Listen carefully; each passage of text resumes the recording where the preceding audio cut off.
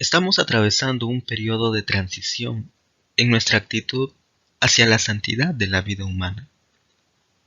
Esta transición, desde luego, suscita confusión y división entre las personas. Así, por ejemplo, aunque la mayoría de la gente en la mayoría de los países apoya las leyes que defienden el aborto, otros creen sinceramente que el aborto es un error tan grande que están dispuestos a impedir el acceso a las clínicas que practican abortos, causar daños a las propias clínicas e incluso llegar al paradójico extremo de asesinar a los médicos porque realizan abortos. Pueden buscar este tipo de noticias. Hay varias. Hay autoridades en ciertos países que consideran que no tiene sentido mantener a la gente viva durante 10, 20 o 30 años si no hay esperanzas de que vayan a recuperar alguna vez la conciencia. No obstante, todavía no tienen el valor de abandonar la doctrina tradicional de que siempre está mal poner fin intencionadamente a la vida de un ser humano inocente. Estos no son problemas filosóficos abstractos. Estos dilemas tienen consecuencias directas para los seres humanos en los momentos más profundamente significativos de sus vidas. En estos videos vamos a evaluar algunos argumentos que derrumban la ética tradicional. Más específicamente, la tesis que sostiene que toda vida humana es intrínsecamente valiosa, sin considerar su naturaleza o calidad. Entonces vamos a empezar con los casos de muerte cerebral y la ética de la calidad de vida. Y finalizaremos con la eutanasia. Empecemos entonces. En 1989, Rudy Linares, un pintor de 23 años de Chicago, entra a un hospital con una pistola mientras amenaza al personal para que no le impidan desconectar el respirador que, durante 8 meses, ha mantenido a su hijo Samuel vivo, pero en estado de coma. El pequeño permanecía en coma irreversible después de tragarse una pelota que bloqueó su tráquea y le causó la falta de oxígeno en su cerebro. El niño nunca iba a recuperar la conciencia, fue el diagnóstico médico. Nunca iba a recuperar la conciencia. Cuando Samuel por fin quedó libre del respirador, gracias a su padre, su papá le meció, lo agarró en sus brazos hasta que el niño murió media hora después de que su padre hiciera eso. Entonces Linares soltó la pistola y, llorando, se entregó a la policía. Su esposa estaba de acuerdo con haber hecho todo eso, el desconectar a su hijo del respirador, que llevaba 8 meses allí y sin la posibilidad de recuperar la conciencia. Su esposa lo apoyó en todo momento.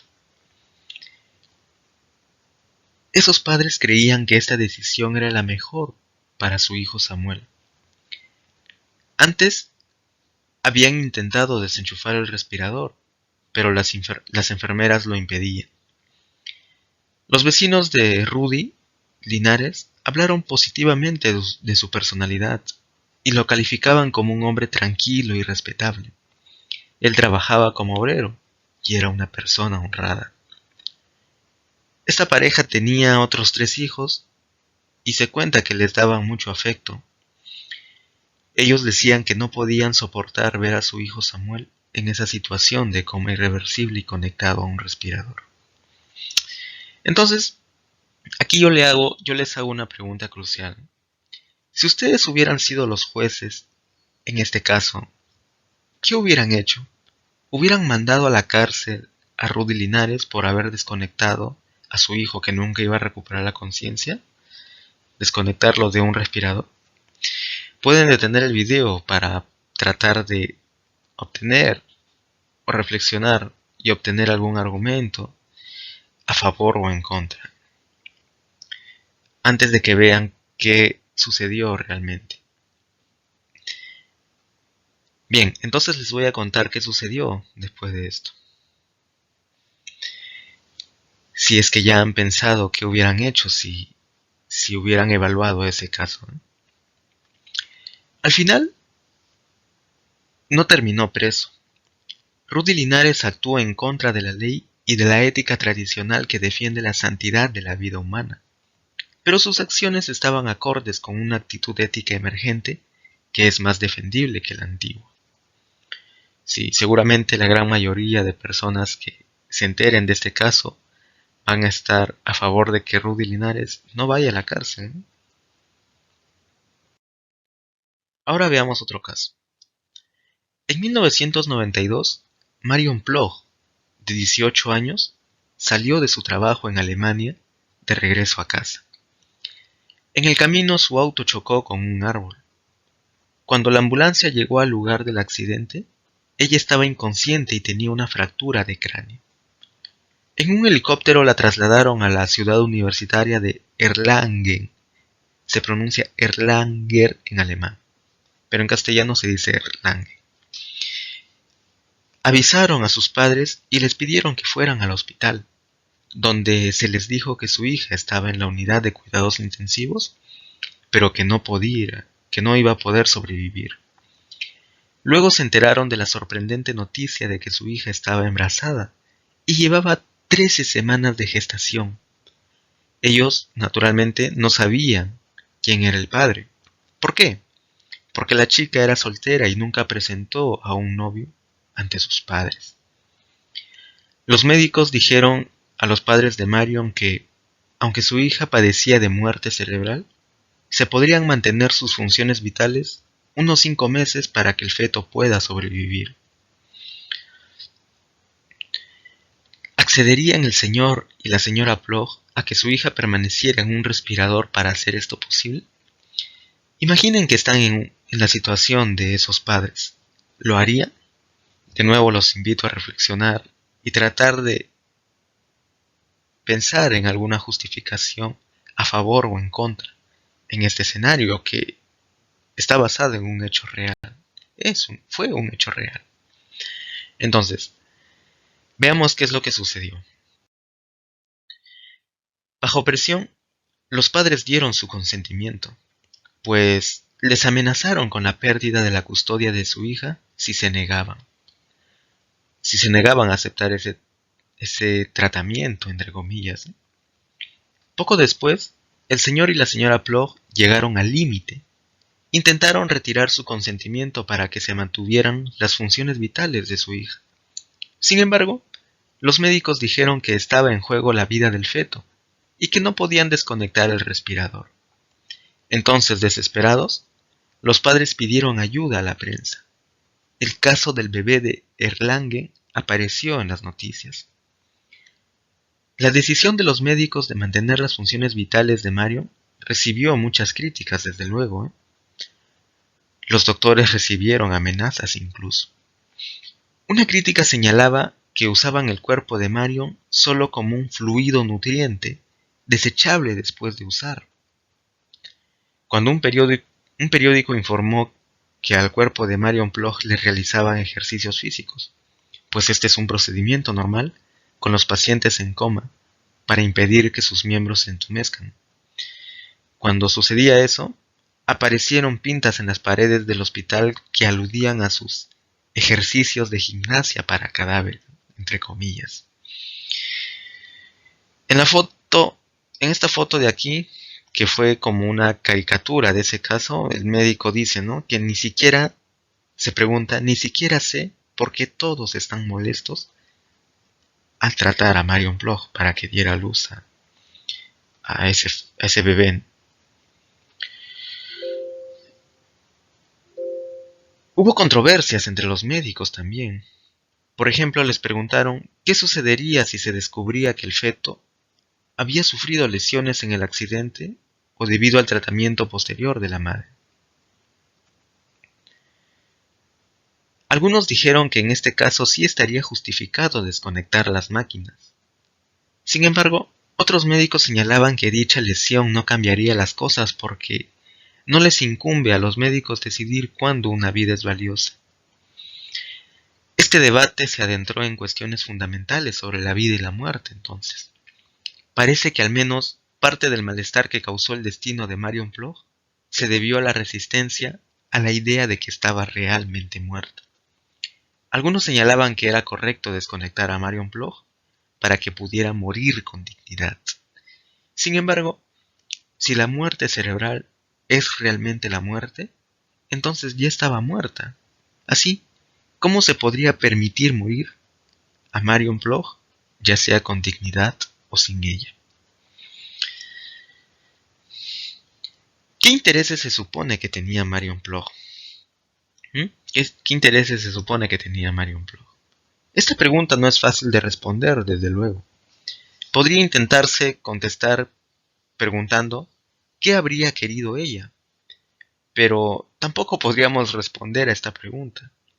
No es de sorprender que ella nunca hubiera hablado de un fin tan extraño para su existencia corporal.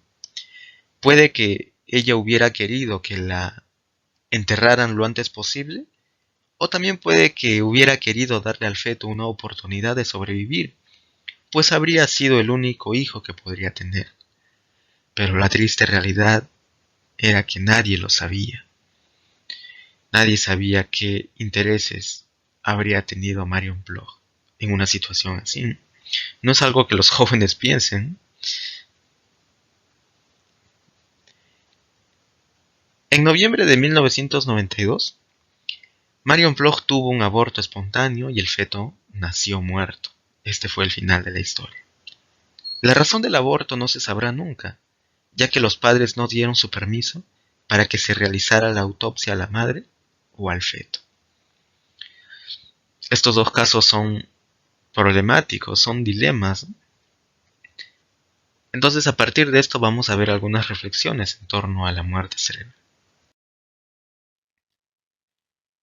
Estos casos plantean la cuestión de hasta dónde puede llegar la medicina moderna y hasta dónde debería llegar. Puede que un hospital que opera dentro de una estructura jurídica y ética crea que no tiene más elección que mantener a una mujer con muerte cerebral en un respirador durante meses para que el feto pueda sobrevivir. Pero nosotros como comunidad sí tenemos una elección. La dificultad es que nuestra elección es ética, y cuando se plantean cuestiones sobre prolongar la vida o ponerle fin, nuestra ética es confusa y contradictoria. ¿Cómo deberíamos tratar a alguien cuyo cerebro está muerto, pero cuyo cuerpo todavía está caliente y respira? ¿Es un feto el tipo de ser cuya vida deberíamos preservar haciendo un gran esfuerzo? Y si es así, ¿se deberían hacer estos esfuerzos sin considerar sus costos? ¿Deberíamos ignorar que se podrían salvar otras vidas con los recursos médicos que se requieren? ¿Se deberían hacer esfuerzos acaso para preservar la vida del feto solo cuando está claro qué es lo que la madre habría querido? ¿O cuando el presunto padre u otros parientes cercanos piden que se le salve?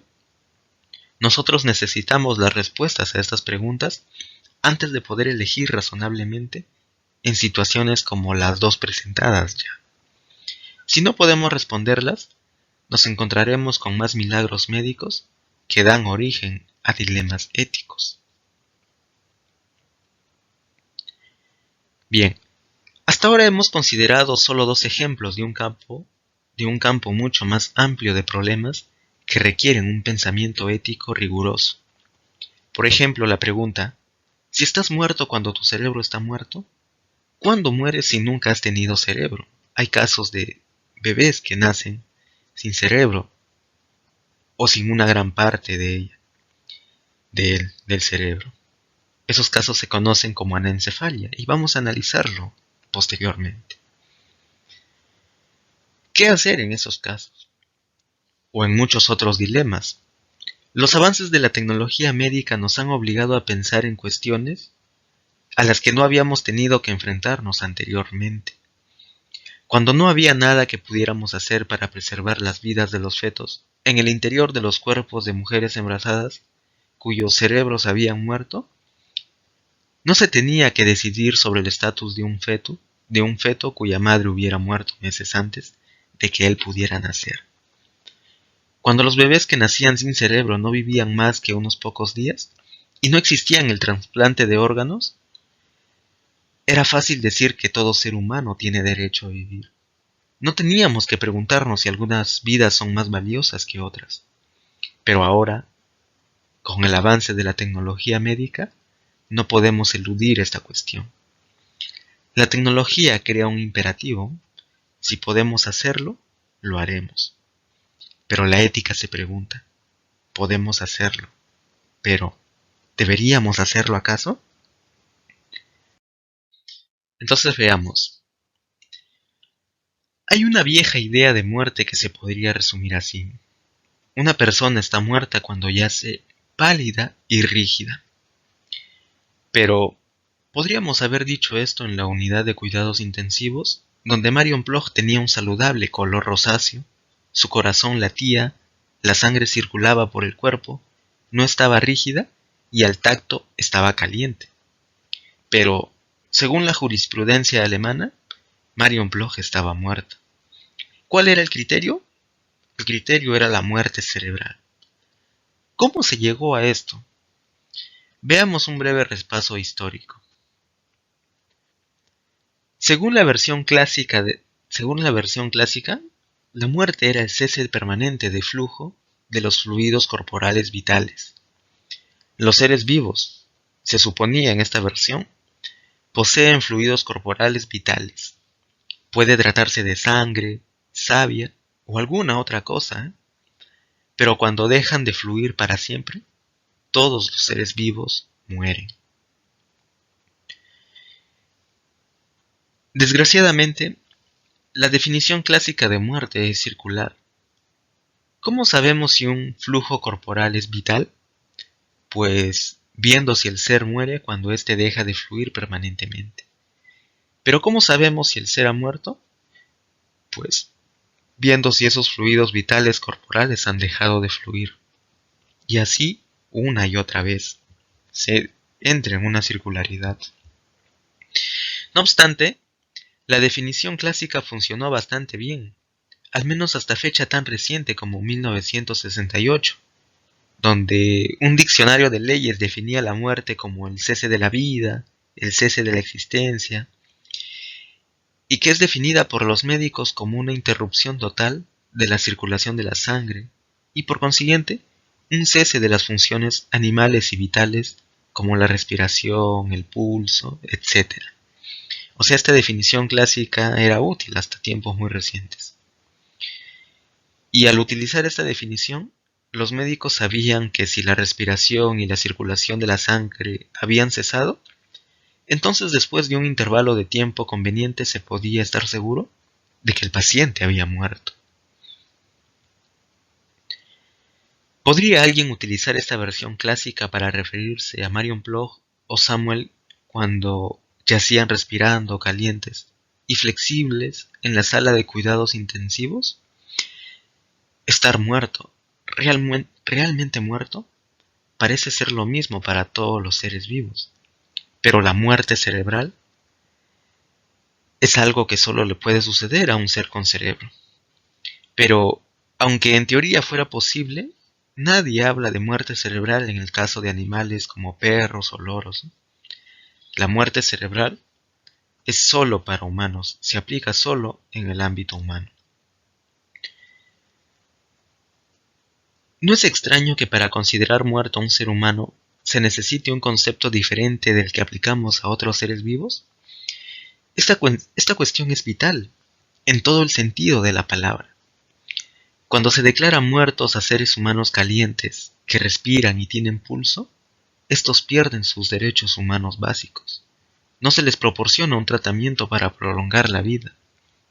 Si sus parientes lo consienten, se pueden extraer los órganos de sus cuerpos y entregárselos a extraños.